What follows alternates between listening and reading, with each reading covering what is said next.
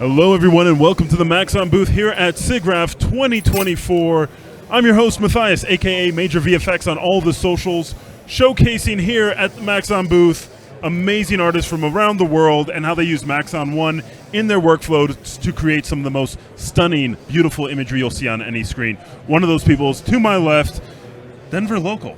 Yes. Yeah, a Denver local. Happy to have him. Let's give a big round of applause, big Maxon round of applause for Harrison Vincent. You're in for a treat. Hey guys, thanks for coming out today. My name is Harrison Vincent. It's awesome to be here talking at the Maxon booth today. I am a 3D director, designer, and animator. Now I usually start these things off by just talking a little bit about myself and kind of my journey into 3D and how I found Cinema 4D. So I started in engineering, and that taught me two things. One being that I hate engineering. You know, the world needs engineers, and I'm happy to not be one of them. It's in much more capable hands. And two, I love 3D programs. And I wouldn't realize this until much, much later. But I switched over to graphic design and was still kind of like unfulfilled in like what I was doing and what I was making. And then I discovered motion design. And I could take my kind of early designs when I was still in school, and I could start to make them move. And that's like what hooked me. That was like pure magic at that point. And so my learning path began into motion design, and I started with After Effects. Like I'm sure a lot of you here today, you started with 2D, and you started making stuff, and you started giving it personality on screen. And then a few years later, I started seeing some amazing work coming out, and it wasn't like from who I would have expected it to be. It was not from the big studios with the big teams and the big budgets, but it was from solo artists like myself. So I started to look to this work, and I was like, man, like how do I take like what I can do at this current stage, and how do I get there? So that's when I started goofing around with Cinema 4D, and it was kind of like the least scary option at the time. And it didn't have a steep learning curve like a lot of the other 3D platforms out there. And it had a really similar animation language to After Effects, which was like really comfortable to me. I could do my stuff in 2D, and then if I was feeling super spicy, dip over to 3D and make some fun stuff. And it went on like that for a couple years until I was spending the bulk of my design time in Cinema 4D. So I'm going to start off by showing you guys just a couple things that I like to use Cinema 4D to make. I like particles. I like animals. I love simulations. I like realism. I like storytelling. I like design. And I like animation. All of these images have been created with Cinema 4D and rendered with Redshift. So I'm going to skip over and show you guys some of my favorite 3D pixels in motion from the last couple years.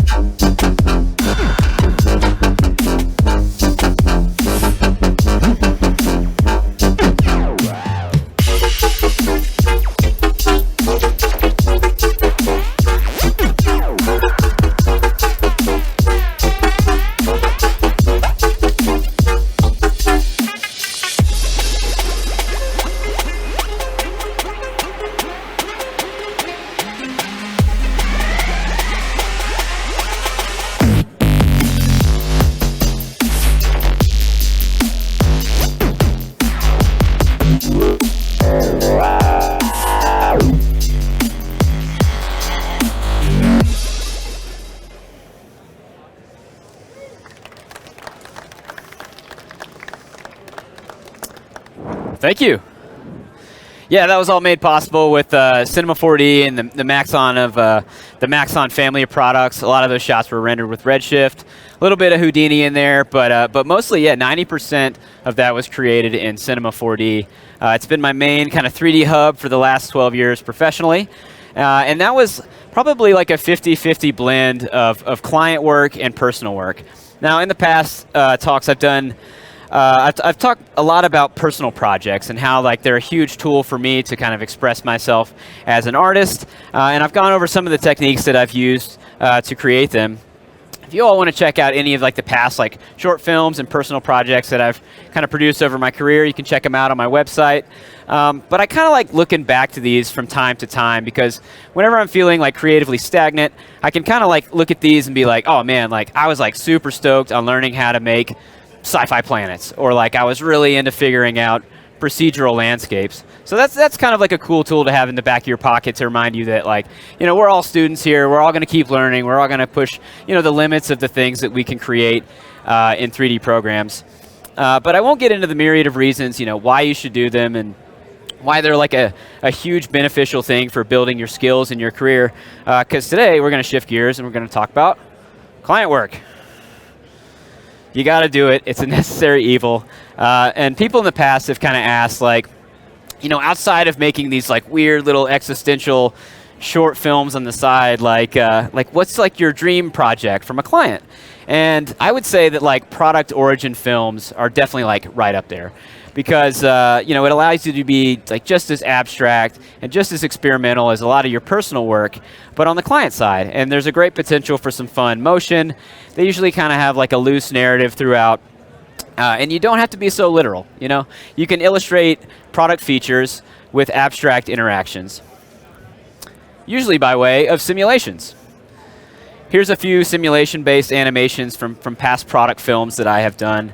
And, you know, it's kind of funny, like it wasn't until like putting this presentation together that I realized that like my client work is like 1 billion times more colorful than my personal stuff. And like I have like no idea like why I'm a decade into my career and like just now having this epiphany, but for what that's worth, usually there's something that is building on screen inside of one of these product films in a cool visual way, and it's really fun to kind of, you know, make that the most interesting, you know, build in the most interesting way and construct in an organic fashion.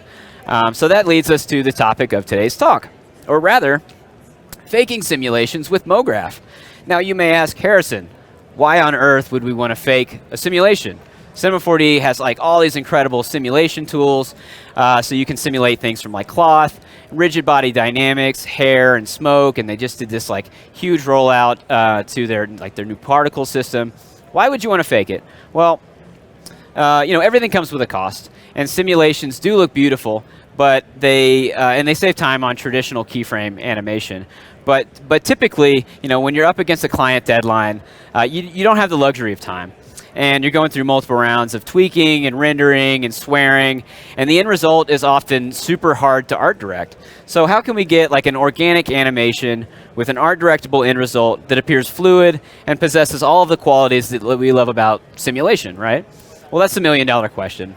So today we're going to look at 3 different client case studies where I faked simulations and, you know, saved a whole lot of time in the production process by using the Mograph toolset inside of Cinema 4D. All right, so the first one, a company by the name of HRE Wheels reached out and they wanted a launch film for their new carbon fiber wheel set. Now this was like a super high-end product, and they wanted to showcase some proprietary technology that only they had the rights to.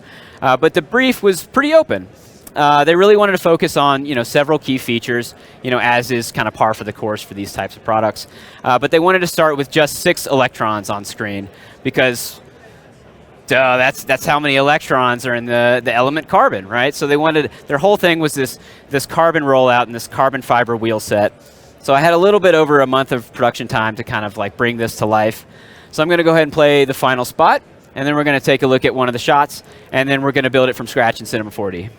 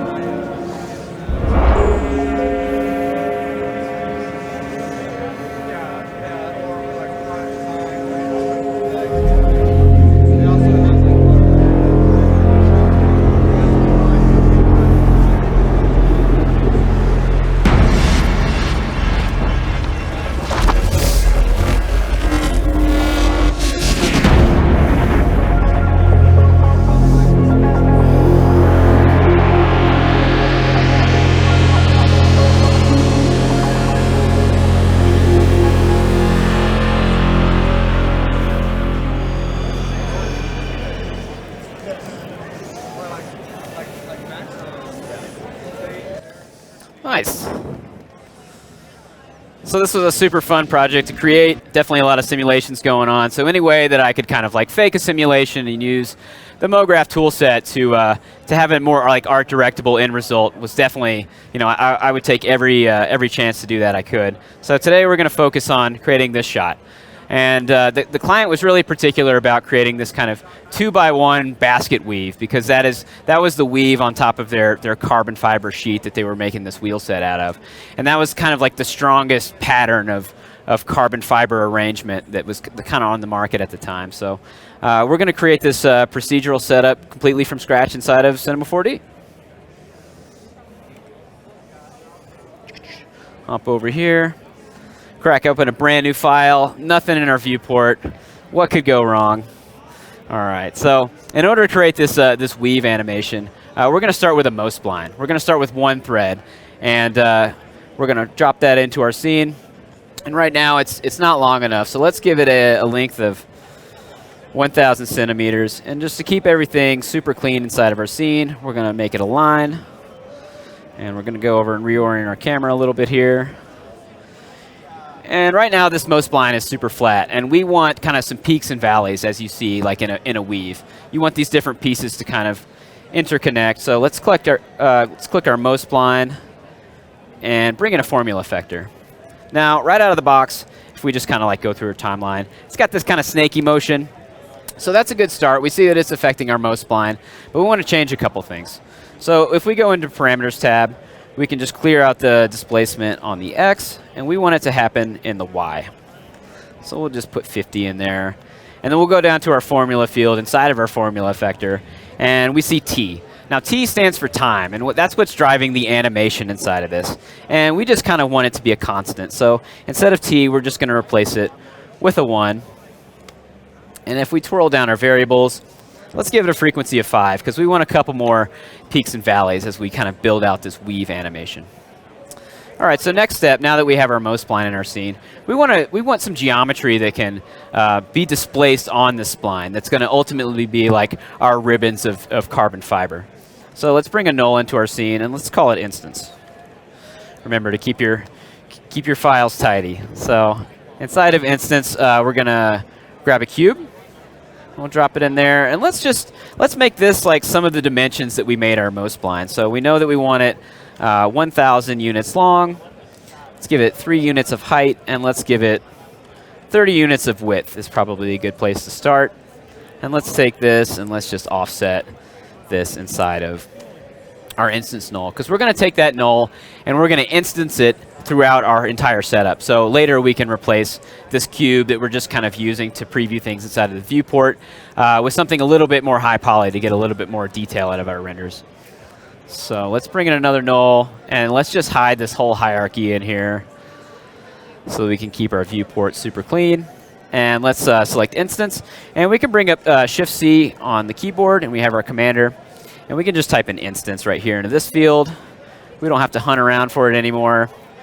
And so we just have an instance of that cube now.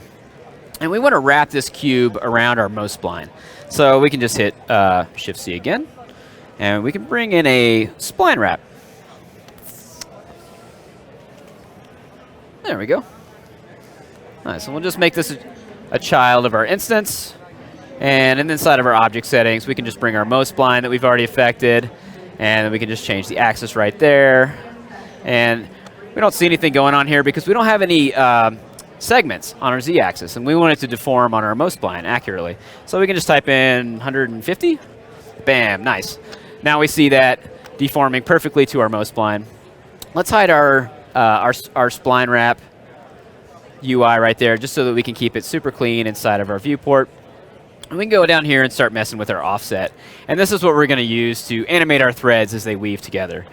So we can notice that, like, over here on the left side, it's kind of like shooting off in a weird way, and that's because it's outside of the bounds of the spline. So if we just go in here and hit clamp, we can take care of any issues there. Let's hide our mow spline, and let's hide our formula effector, and let's zero out our spline wrap right there. And let's take this whole setup we've just created, and we'll drop it in a null just to keep it super tidy. And this mouse is like really sensitive, so I'm trying to do surgery up here. All right. And we'll just name this 1.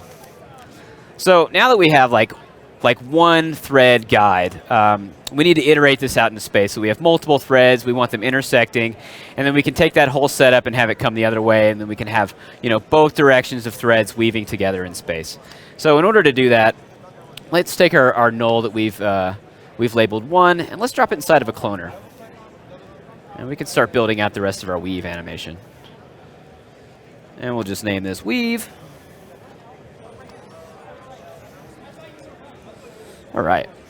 So it defaults to like a grid array. We can just go down a linear, and instead of it going up, we want it to go out. So we'll just drop a 50 in the X, and let's get 16 of these options. And that's a great start. So this is going to be the start of our weaves, like our threads going in one direction to make the weave.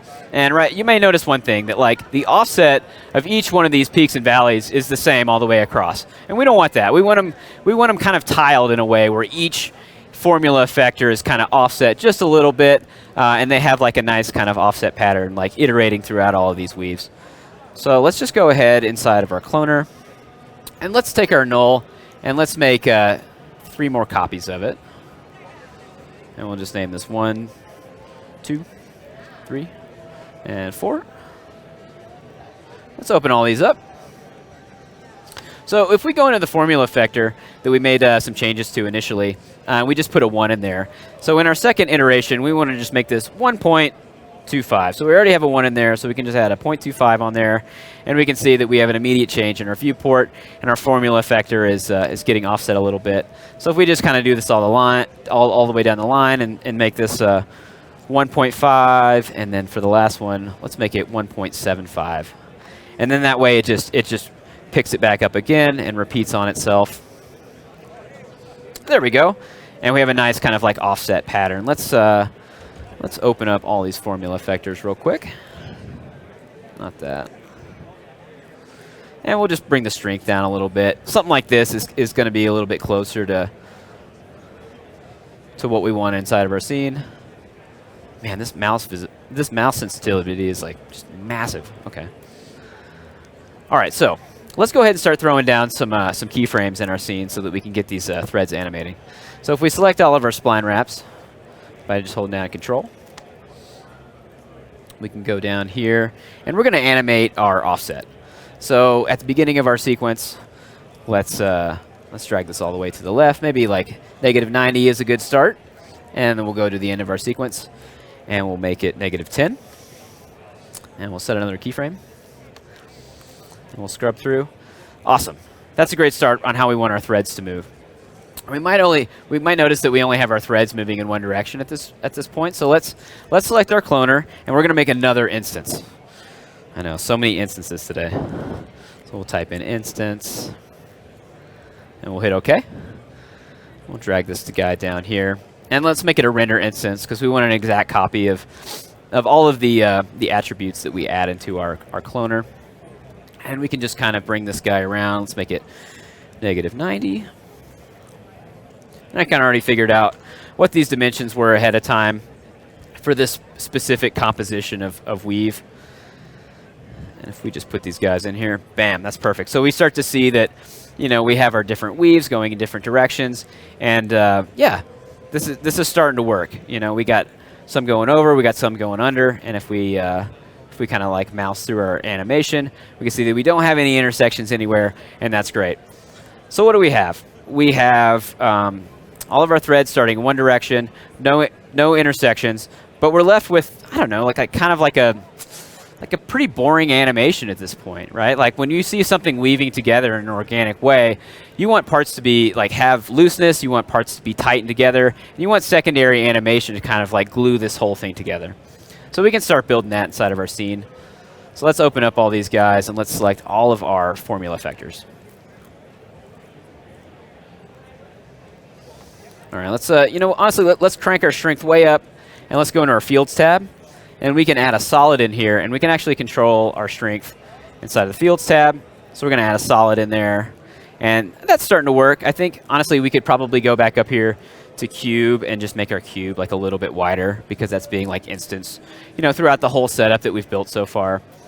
But we want to add some tightness. So that's the next step.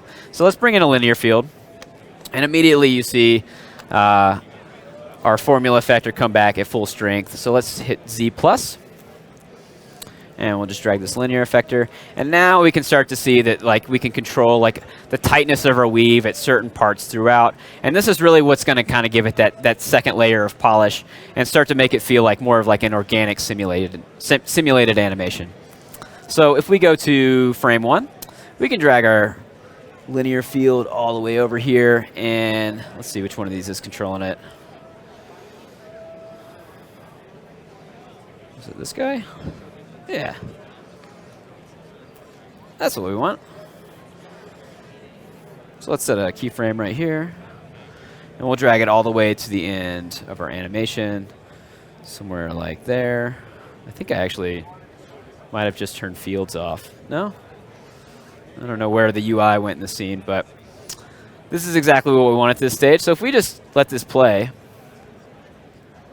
we have our threads coming into the scene. We have a little bit of control kind of on the leading edge. So they start really loose and they tighten as they go through the weave. And we've used an instance to kind of, show the other side, the threads coming in from the other direction. And that's been great to kind of QC our animation at this point. And so we don't have any intersections, but I think we want to add one more layer of variation on top of this to kind of glue all these secondary systems together. So let's just go ahead and hide this guy right now. And we're going to create another copy of our cloner. And let's just give this the same kind of dimensions and coordinates of our instance that we had in our scene. So we'll just add this. And instead of scaling it, we can just have our clones go in the other direction. And you should have a pretty similar setup to your cloner instance as you had before. But now this gives us the ability to add displacement over the entire thing. And this is really going to, kind of bring up the quality of it feeling like a simulation rather than a procedural animation. So if we drag these guys down into their own null, we'll just name this weave full. Bring a displacer into our scene. We'll drag this guy in here. And we're not going to put a noise directly into our shader channel. And we're going to do that in fields. But inside of our shading channel, let's just add a color, a white color. And we can see that everything kind of puffs up. And that's because it's basically telling every vertex inside of this null, we're going to push out a certain direction. And that's not exactly what we want. We want everything to push up in a certain direction. So instead of vertex normal under direction, we can go down here and select planar, and we'll just tell it which direction we would like it to be pushed in. So we'll hit Y+, and if we just kind of mess with the strength here, we can see that it's pushing it up in the Y. And let's give it a height of 40. So we can go over here to our Fields tab. Let's bring in a shader field. And we'll put our noise in here. You can immediately see everything gets super crinkly on screen. And that's good because it shows that our displacer is having the intended effect, but just at a much smaller scale than what we want. So let's give it a global scale of 1200. And we'll bring our height up all the way so we can actually see what's going on.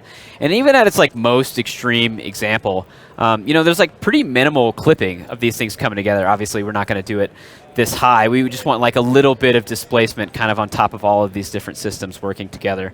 But that just kind of shows that it's got a global noise and it's kind of displacing both of these cloners in the way that we intended.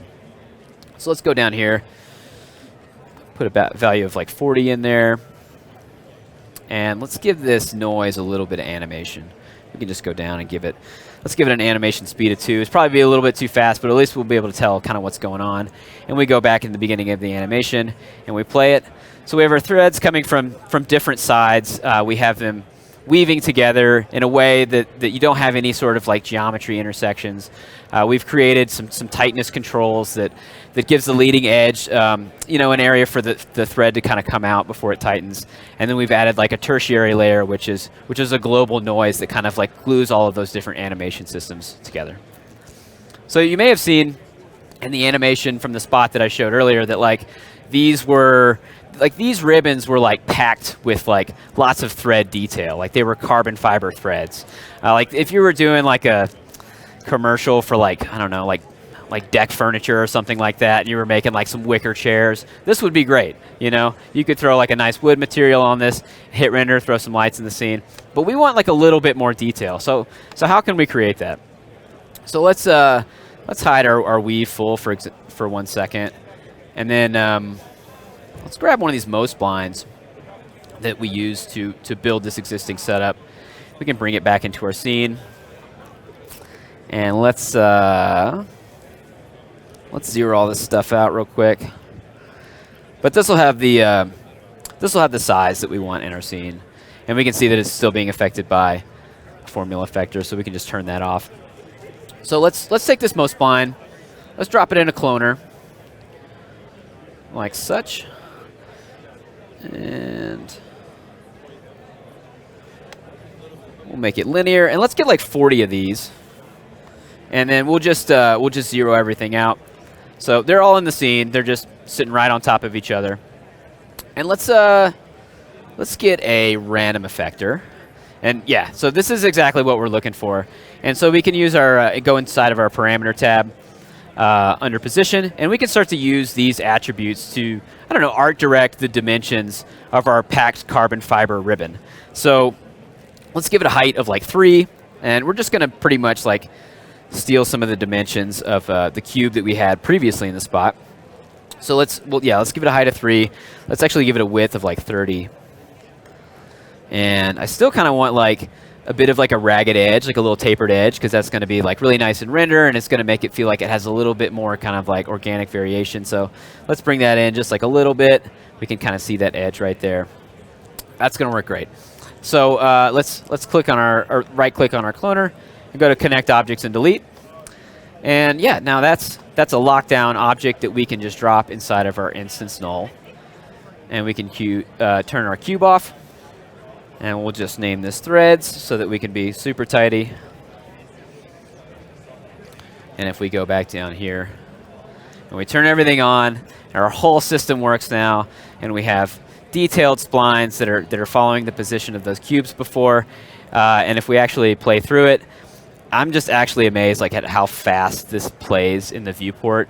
I think when I did this original setup for the job maybe like a year ago, I built it in like 2023, and it was like I had to like quickly turn a couple things on before I hit render, and then like prayed, and I was like, don't crash, and then like, and I like rebuilt this for this talk today, and I was like, no way, like that like works like so smooth in the viewport, like holy crap. So this is great. This is exactly what we want. You can get like a nice little macro camera, get down there right on the edge, get some cool depth of field, render these things out however you want. They could be made of spaghetti at this point. Like you can, you know, go crazy with shaders. But we're not going to actually get into any of the rendering today. But I'll be at the demo station right after this talk, and we can light it and talk about next steps. But one important thing to note is that this will not render right out of the gates because it's splines. It's not actual geometry in your scene. So you can throw a redshift object tag on there. We can just go ahead and do that real quick. Just type redshift object into the commander, get this snazzy little tag, and then go into curve and just make these cylinders. And these will render great, and it'll be super efficient inside of your viewport and do all of the geometry optimization at render time. All right, yeah, that's how that shot was created, completely procedurally inside of Cinema 4D. If I needed to change any of the stuff along the way, I have kind of controls in my stack where I can hop back in and make those necessary changes. All right. All right, here's the second case study. So Live Golf reached out, and they wanted like an origin film for their new trophy design. And every year they commission a new trophy, and they really wanted like a super cool animation to go along with it. So a little backstory on Live. Unlike the PGA Tour, Live is team-based golf, so it's teams of 4. So this trophy actually splits apart into like 4 distinct pieces, so that each member of the team can take one of the pieces with them, and when they come back together, they can assemble it into the final trophy. So they said, whatever the animation ends up being, like this is a concept that we want to convey. But other than that, like the brief was pretty open. They were like, we want really bold colors, we want it super fun and energetic, and we want it to capture the energy that Live Golf has. So the concept that I ended up coming up with was, got to go full Captain Planet on this one and unite all of the 4 elements of golf together into one triumphant trophy reveal. So you got sand, water, air, and grass all come together to reveal this trophy in a cool product spot, all in under 20 seconds. So I'm going to go ahead and play that spot, and then we can hop in and build one of the shots from scratch.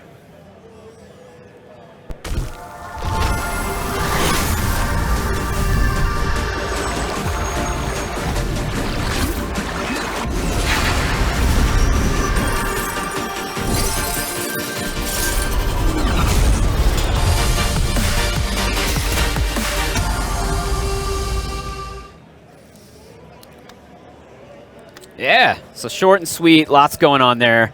Lots of simulations, lots of fun Mograph setups. And I only had like 3 weeks of production to kind of like bring this to life. So it was really important to kind of be like, all right, not everything can be a simulation. Like I'm gonna like drive myself insane and I'm not gonna hit the deadline. So keeping some of these things in Mograph was super helpful to hit that mark. So today we're gonna be hopping in and we're gonna be creating this kind of like triumphant like watery reveal of the water shard in this elemental golf world that comes together and ultimately forms the trophy. So this is a shot we're going to be creating, so let's hop into Cinema and make it. Over here.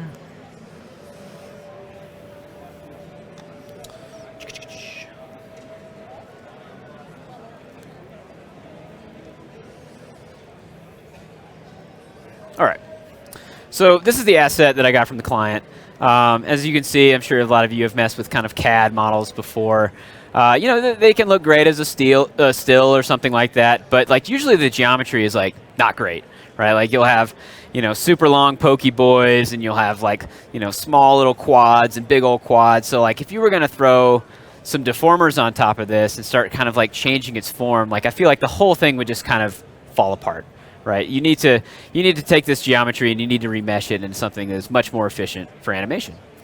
So we can start doing that. Let's select our geometry that we got from the client. Let's hit Shift-C on the keyboard to bring up the commander, and let's just type remesh. All right, we can drop our geometry inside of there, and immediately we can start to see that we have a much more efficient kind of like flow of geometry, and this is going to be great once we start kind of like changing, the distribution of its form for animation. So let's go inside of Object and hit Instant Mesh. And let's give it a polygon count of 5,000. Let it think for a second. Yeah, and we're starting to get some crisp edges, and this is going to be great. We can take this and immediately move this into production. So let's go ahead and take this setup, and we'll drop it inside of a null. And let's start throwing down some keyframes. So let's just name this guy Move. And I got a camera already in the scene. We can look through that. So this is going to be like a column of water that, starts off really organic, and then it starts to take on some of the properties of its final form. So we're going to make sure that the top kind of silhouette of this shard is seen in the final, final second of the animation. But we want it kind of coming out of this this watery surface. So let's just throw a plane in our scene. Let's give it some more dimension in the X and the Z. Nice, that's going to be a good start. And we could come back and art direct this later, but what we really want to do is just kind of like establish like a ground zero, an origin zero in our scene that our water shard can come up from. So let's select our move null. Let's kind of move this guy down a little bit. Let's start right about here. And we'll go to the end of our shot.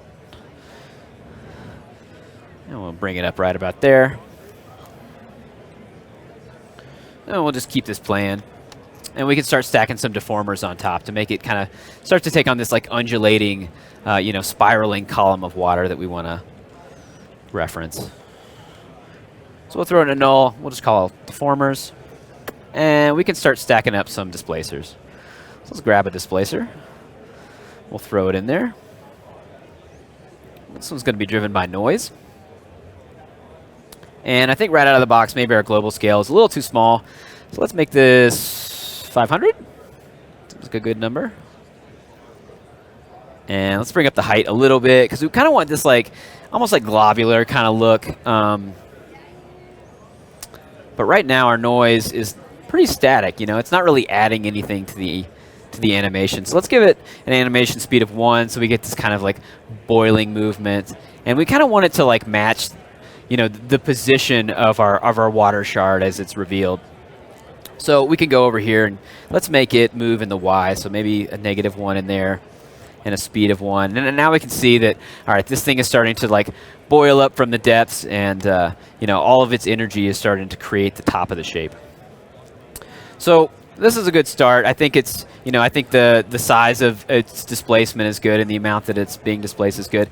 But it's kind of like changing the whole silhouette, right? Like we only want to like have this happen, you know, in the bottom area, and the top area is going to be much more refined.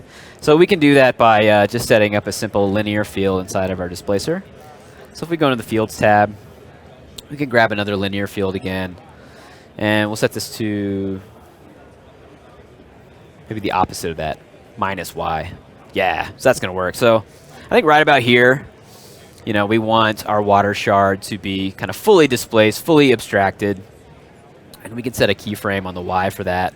And then, you know, the last couple seconds of the animation, we want to make sure that, you know, the top of the shard is like fully intact, and you're like, oh, for continuity, you know, purposes, like that is the shape that we're creating. So let's go ahead and grab our linear field, drag this guy down about here, and we can see that the inheritance at the bottom is, you know, about 100%, and the top is no displacement at all. That's exactly what we want. So let's kind of play that. Yeah, so we're boiling up. Yeah, and then we're starting to see the top of the shard, and then we'll cut to the, you know, the formation of the next shard. So that's good. I think we want like another deformer too to like continue to break the shape of this, because right now it's a little bit basic. So let's go in and see what else we got. Let's throw a twist deformer on there. And this is really going to kind of have to like sell the look of that like spiraling column of water. So we have a twist deformer in our scene. Let's drag this up a little bit. Let's give it a little bit more space on the Y, so that when it twists over like a larger area. And let's start off with an angle of 200? 220? Something like that? Yeah, it's starting to look cool. Yeah, let's go to the end and give it, let's relax it a little bit so it kind of comes up super twisted, and then at the end of the shot it's a little bit more relaxed. Give it something like 60, and let's just like find a good place to kind of pull this up. And right now you can see that like the twisting is actually only happening inside of the bounding box. So we don't want that. We want to set it to unlimited, so wherever we move this thing, it's going to move along a similar axis. So let's move it up here. I mean, that looks kind of like triumphant. You get the angle of that shard that we're trying to reproduce. Well, let's kind of play what we got going on here. So we got this guy kind of boiling up. Yeah, and starting to coalesce into the shape that we want. I think that's a good spot to continue to move on. So what do we have here? We have our geometry that we've remeshed from like the super gross CAD model that we started with. But right now we can't really render this either, right? Because, you know, you're getting some weird edges that are stretched and kind of intersecting, and hey, they just kind of look gross in render. We want to add like another layer of refinement onto this. So we can do that with the volume builder. So let's just take this whole null setup that we have here, drop it inside, and we can continue to refine our form. So it starts off with like 10 centimeters as like the voxel distance. Let's bring that down to 4, and you can already see that like, yeah, it's starting to fill in some things, but I think it just still feels like it has like too much detail to it. So let's add an SDF smooth on top. And that's when we're starting to get a much smoother form as it's coming together, and it really does kind of look like this like magically controlled shape of water, which is what we're going for. So one more step on top of this, you know, we could render this as like a VDB or fog or something like that, but we want this to be like a self-contained object of water. So in order to do that, let's bring in our volume mesher. Drop that on top. Bam, there you go. You can throw on I don't know, if this was like a chocolate commercial or something like that and you're making chocolate bars, you could throw on a super cool chocolate shader with some subsurface scattering and have your shape come together. But for this, it was like kind of like a stylized water surface with like a lot of like color dispersion, which really made it that kind of like psychedelic look. So in order to keep our scene super lightweight, we're going to kind of just turn these off for 1 second while we go back and we focus on the environment that this exists in. So this is kind of like this, I don't know, like watery kind of world, like turbulent water surface. But we've already controlled like the shape of our hero object, kind of like forming out of these like watery depths. But we don't want to like have to do any sort of simulation on our environment as well. So let's go back to our plane and we can start, building up that look with 3 simple modifiers. So let's give it some segments so that once we start kind of deforming it, it doesn't look very chunky. We have some nice kind of like gradients between moves. Let's just call this water. So what do we want? We want like 3 things going on here. We want like some big like ocean swells almost like coming through left to right, and that's going to be like a nice like compositional framing device that's going to force our eye into the central object. We want like kind of like a stylized ripple coming out of the middle to kind of showcase our central object and kind of show that like this is the point that it's coming out of the water. And then we probably want like a tertiary layer of just like some subtle kind of watery movement to kind of glue everything together. And we can start doing that by just stacking up deformers. So let's go in and find another displacer. And this is going to be like our large kind of like ocean swell layer. And let's give it a height of, and we'll come back to this. Let's give it a height of 100 right out of the gates. Nothing happens, but let's give something to drive that number. So instead of a noise, let's make it a solid color again. And it comes in as white as default. And that's just going to take all of those points and kind of push them up there. And so 250 is a good place to start. So now we can start kind of like constraining where we want that displacer to happen. So if we go into fields, let's bring in a spherical displacer this time. And let's kind of drag it over here to the left. Kind of make it a little bit wider.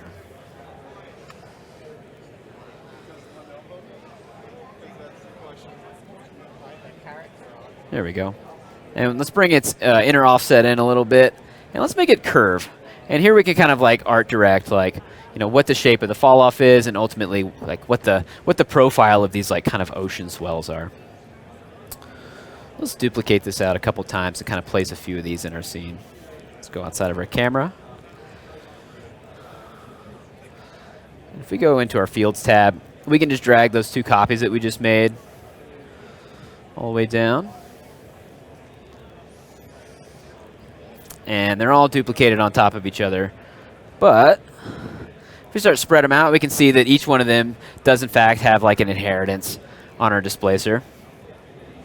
And let's start kind of like blocking these into our scene. So if we go back into our camera, we can kind of like use these little toggle sliders and see how tall each one of them we want them to be. And I think that maybe like this back one back here could be like a little bit wider, something like that. I think this guy could come forward a little bit. So let's set down some super quick keyframes real quick. So yeah, maybe this back one kind of like starts on the left side.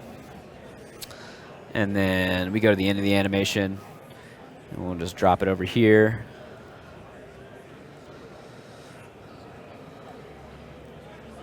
Let's see this front guy. Maybe this guy kind of like starts like all the way out of frame right when we cut to it. And then near the end of the shot, it's kind of a little more like that. And then we'll have this middle guy kind of like, kind of going left to right and like revealing like our central object. So maybe it starts like right there. And it ends somewhere like there. And you can always come back and kind of like, move the position of these kind of swells around. But, as that guy's coming out, they're kind of going left to right. I think we'll actually make this guy end a little bit over here. All right, so that's a good start. Obviously, you'd spend a lot more time kind of art directing your scene. So the next thing that we want is we want some ripples kind of like emanating from our central object in our shot here. So we can do that with another formula effector. And we'll go down. I know I'm like right on top of it. There we go. Let's take this guy. Let's drop it down inside of our hierarchy. And we'll make sure that it's right after our displacer. So already out of the gates, that's adding like another cool kind of like design layer to it, but it's a bit heavy-handed. Let's reduce its strength on the Y. And we notice this T again. So T is driving animation in this, and in the initial kind of breakdown of the weave animation that we were going on, we didn't want T. We just wanted it a constant. This time we do want T, because that's going to give our scene some life. But we noticed that these ripples are kind of going in the opposite direction. So instead of plus T, let's just make it minus T. And then we can also take this 2 and make that into a 3, just to increase the frequency of our ripples. So that's already starting to add like a cool animation. It starts to kind of like bridge some of those layers together, so that you see the water surface and the shard coming out of the water more as one object. And let's add one more thing to this. We need like kind of like a tertiary animation layer that's kind of glue everything together. So let's add one more displacer.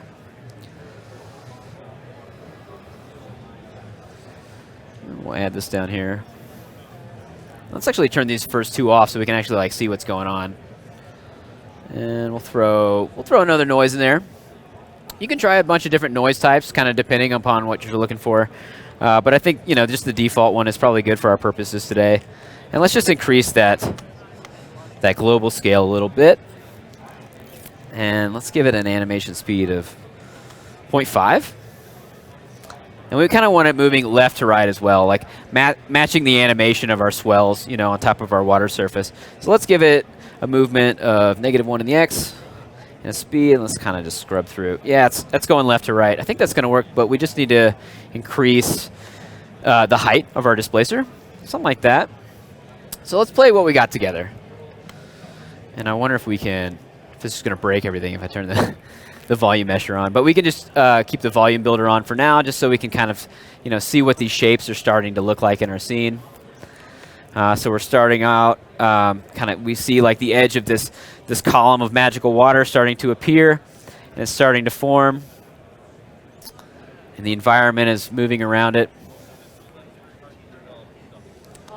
Yeah, and in a nutshell, that's exactly how that shot was created. And there was actually no simulation at any point in this. I could go back and change the scale of the noise on the displacers at any point if I needed to have a little bit more detail in one spot. And then it really came down to throwing some interesting lights in the scene and really playing with that. Because it was stylized, you're allowed to take a lot of kind of design liberty and just make it look as cool as you can. All right, so the third and final case study was for a company called Epirus. This was created earlier this year, and Epirus is a technology company that is developing safe ways of disabling unmanned drones. So they wanted a use case scenario. They gave some context, like how their tech would be used in the world. So I worked with the in-house design team at 8VC to realize the visuals for this rebrand, and I collaborated with Victor Dimitrov, who's a super talented 3D designer and close friend of mine, on a few of these videos. And it was this one's definitely like a bit less abstract than the previous case studies I've shown, but it was super fun to work on something photoreal and like a little bit closer to kind of like my personal style. So I had about 6 weeks of production time, kind of off and on, to bring this film to life. So yeah, I'm going to go ahead and show the final product, and then we can chat about one of the scenes and how that was created in Cinema 4D.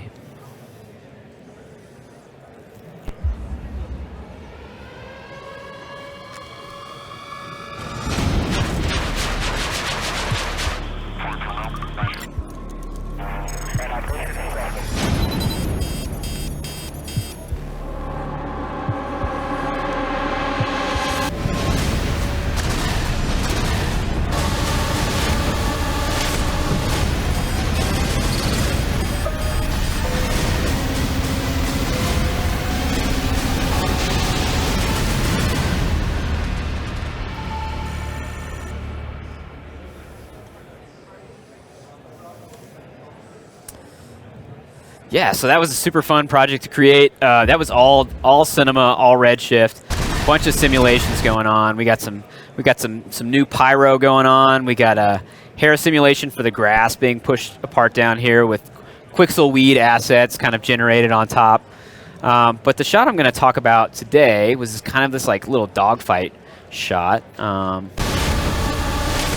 where we have these kind of in-air ground missiles coming up. One explodes kind of like a little bit further into the scene, and we see it explode on a drone, and that creates shrapnel that comes back by camera and takes out like the kind of hero drone in the composition. So the shot wasn't always that way. It started off kind of like this, you know, which is fine. It's interesting, but it's not as pushed as far as the shot could have definitely be. We definitely needed that extra element and that destruction to make it, you know, feel super real.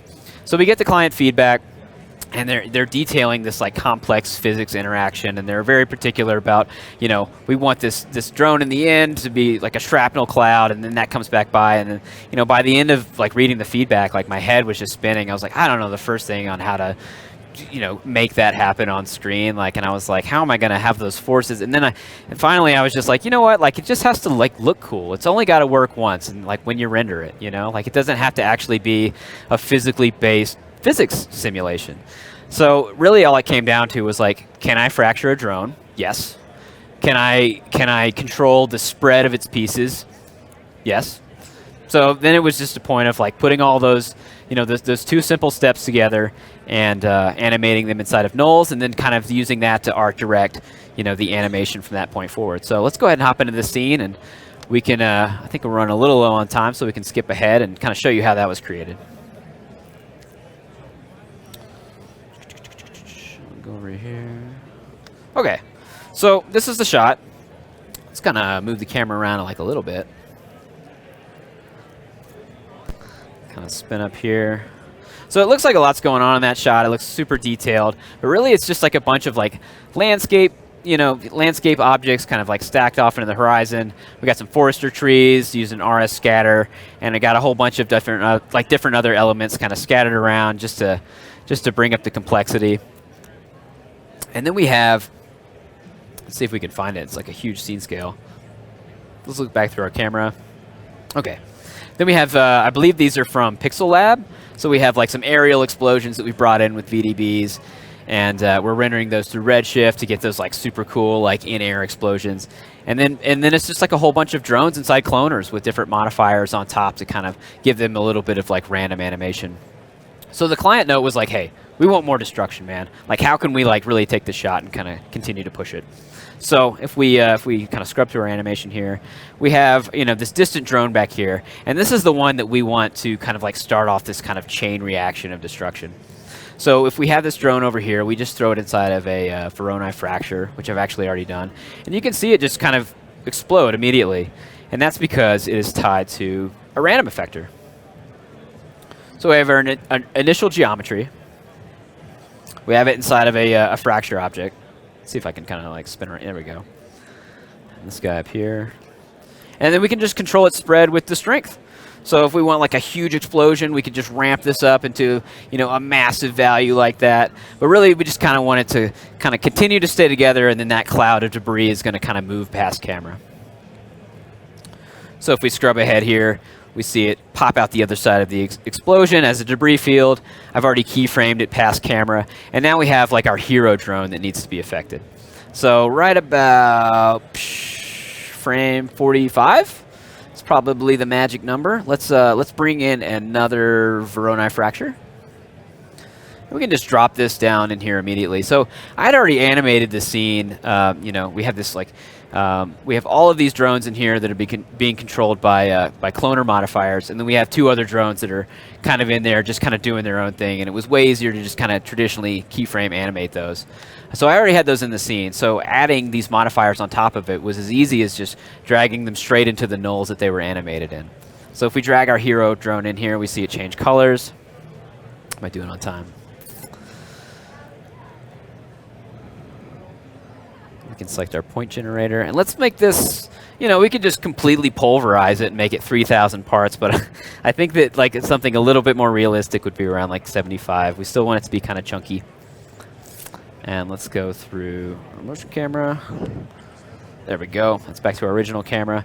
And so now we can just bring in another random effector, and we can see that it just immediately flies apart. So let's add some rotation, some random rotation. can just add 60 to here. Yeah, we can just control that by animating our strength. So I think at frame 45, it's probably still intact. We have these shrapnel pieces coming back towards camera. Let's go to frame 44, add a keyframe at 0, and we'll just kind of keyframe up a little bit in the timeline, probably about like right there. And then we can just add a little bit of spread to those pieces. And one important thing to keep in mind is that, like, you know, we're rendering this with like a lot of like kind of like realistic in-camera motion blur. So we're not going to be focused on like, oh, do these pieces have thickness? Is there internal components? Like, what's going on there? Like, this thing, like, once it gets hit, it's just going to be like a streak of bokeh and motion blur, and it's just going to whiz past camera. So we can hide kind of any mistakes with our render choices there. So let's just play our scene. So it hits that. Yeah, and it's as easy as just... That's all it took to kind of hit those client notes and have something that looks much more complicated, but really only a couple other modifiers kind of stacked in your scene. All right, guys, I think I'm kind of running close on time here. Yeah, that's 3 case studies and kind of how I used you know, different simple tools inside of Mograph to get a lot more variation in my animations and make them feel kind of like, you know, they're simulations. It took a whole bunch of you know, steps and render phases to kind of get right, but way more art-directable. But I'm Harrison Vincent. If you want to check out more of my work, I'm on Instagram. You can hit me up at HTapes. I also have like a whole bunch more like case studies for like larger client projects and personal projects on my Behance. And then you can also check out my website. There's a bunch up there too.